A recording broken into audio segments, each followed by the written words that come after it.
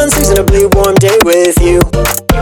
We could find anyone, we could hide anywhere. We can kill all the rich if that's what you wanna do. What you wanna do. What you wanna do. What you wanna do. Concerns in Washington about the potential for war with Australia is on fire, and it's bigger than you think. Is thawing faster than expected. What you wanna do. What you wanna do. What you wanna do. What you wanna do. January day, I want to say 5. Let's take a look under the hood at this one. All right, first things first, we've got these drums, which are lots of fun. This is what the drum MIDI looks like. Yeah, so kind of not really anything to it. It's based on, it originally came from this kick rhythm. So another typical backbeat style thing that I've got going on in this one. And then a little bit of percussion on top of that. I've been finding lately that the songs that I'm making are a lot better if I really focus on getting the drums dialed in. If the beat is really solid, then you can kind of vibe to it. Is probably one of the biggest things that I've learned about making music in general in the past year, is that if you can like kind of vibe to it, then everything else is totally open for discussion. Something that I realized listening to rap.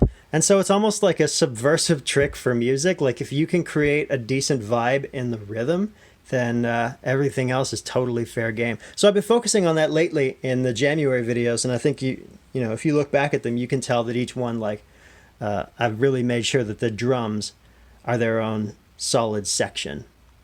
Anyway, here we have a shimmer sound. There's not really anything to this one. I built it in massive. It's just one key when you hit it on the keyboard, and what I have is a couple of step. A couple of step sequencers, 5 and 6, routed to the pitch of oscillator 1. Number 5 is doing a pentatonic scale, 1, 2, 3, 5, 7 semitones, and it does that in 30-second notes, so it's 5 notes long. And then with the second oscillator, what I've done is it's going up 1. What would this be? 1, 3, 6, 9, 12. 1, 3, 6, 9, 12. Which it divides the octave evenly into 4 parts, and that goes up 4 octaves over here. Oh, and then this progresses every 5 30-second notes. So what that means is that every time this plays 5 30-second notes and does a full pentatonic scale, this one jumps up an octave. And so what it ends up playing is a pentatonic run that is 5 octaves long, but I have it end on the first note. And I just control that here with the length of it. It cuts off right in the middle on a 30-second note. And that way, it stops right on the tonic instead of ending on the 2nd or 3rd or 4th or 5th note of the pentatonic scale. And if it continued past this point right here, it would actually just start again from the lowest note of this 5-octave run.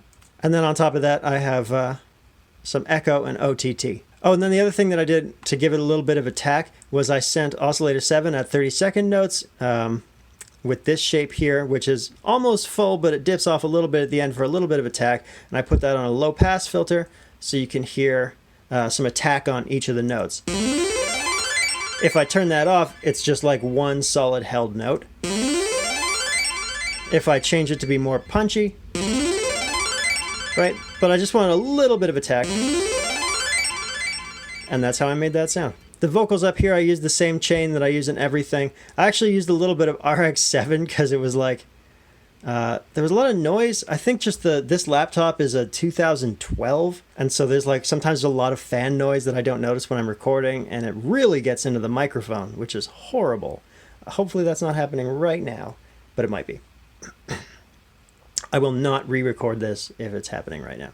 Anyway, this is my standard vocal chain with a bit of extra stuff. I put gain on here for some reason. Must have been quiet. Anyway, yeah, that's the vocals. And then I added a little bit of compressor at the end. What's this? Oh, this is just a sidechain compressor from the kick. Let's mute the vocals and listen to the track.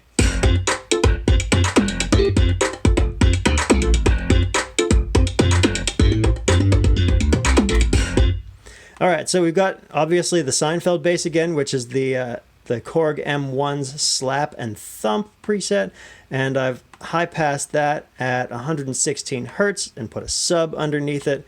Bass bus has 2 track spacers on it. If you don't know about track spacer, this plugin is dope.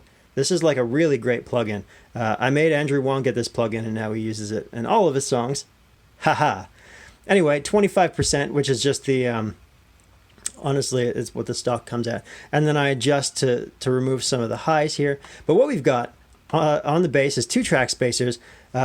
One for sort of mid frequencies that the vocal's being sent to, so the vocal cuts through the high frequencies on the bass, mid frequencies on the bass.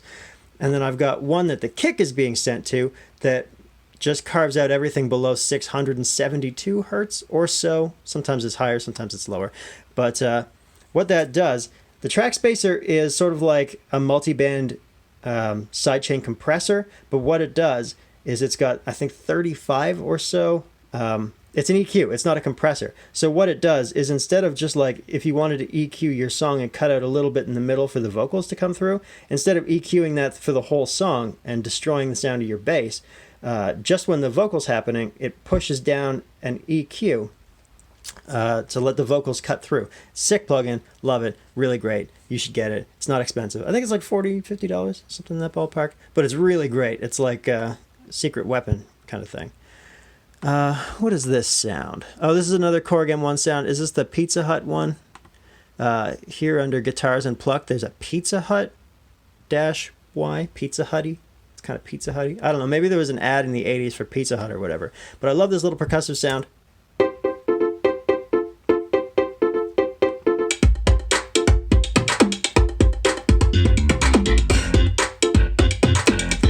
And then, of course, we have the Wilhelm scream of 80s music, the orchestral hit.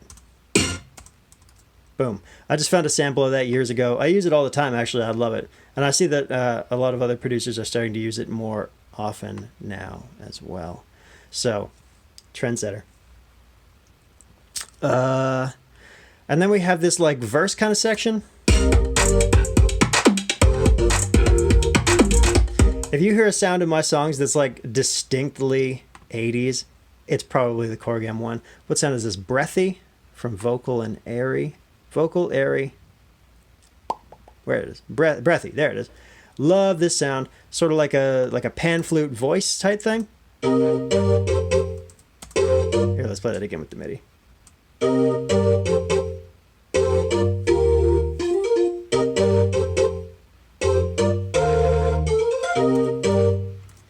So that's a lot of fun. Love that sound. Love those chords. Big about that stuff. You may have noticed. We have the bridge here, which is I've routed everything, all these sound effects and strings and screams, and there's a boys choir and some explosions, and there's some sci-fi horror music. I've routed that all to a bus called Hell, and that all sounds like this together.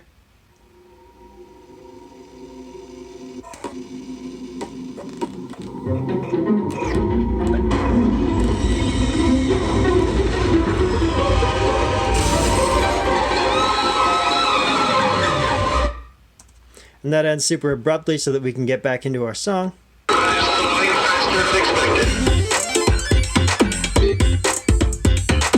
Oh, and then at the end I've got just a massive cymbal. It's the high metallic noise, and I've just got like, what does it sound like? On the offbeats. Yeah, and that's the song. That's the look under the hood. Oh, one other thing is I've just literally like went on YouTube and I wanted to put in some like apocalyptic sounding news bits, and that was really easy to find. I just went on trending news and did an audio capture. Actually, here, I'll show you this. This is a Chrome extension that's probably sending all my information to Russia. Chrome audio capture, and you can like, it just captures audio from Chrome, which is super tight. You just hit start capture, and then you hit save capture or cancel capture, and it lets you save an MP3 file of the audio running through Chrome, which is super tight. Yeah. And so that's what I use to capture the audio, because routing your audio through Soundflower or whatever, changing your audio routing so that you can capture a couple seconds of audio is super stupid, and I hate it.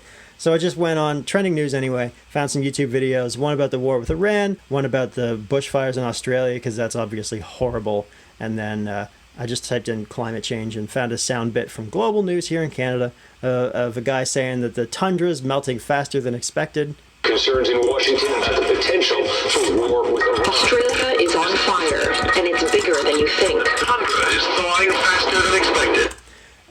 And I've got Reactor on here with buff eater effects, just for a bunch of that glitchy stuff. Obviously, the news didn't sound like that when I imported it. And then OTT, Camel Crusher, and there's just a bunch of automation on this channel. You can see it. See all these like grayed out lines. There's just a bunch of automation on this channel here. Looks like that or so. That's just from me like hitting the button to cause glitches in touch mode, so it records all my automation data, and that's how I made it glitchy. Buff Eater's sick. I just found it because I was like looking specifically for a glitchy plugin, and it's like a Reactor instrument. It costs money. I forget how much, but for my purposes of doing this exact kind of thing, it's well worth it. And yeah, very cool glitchy plugin. Lots and lots of parameters. Anyway, see you tomorrow.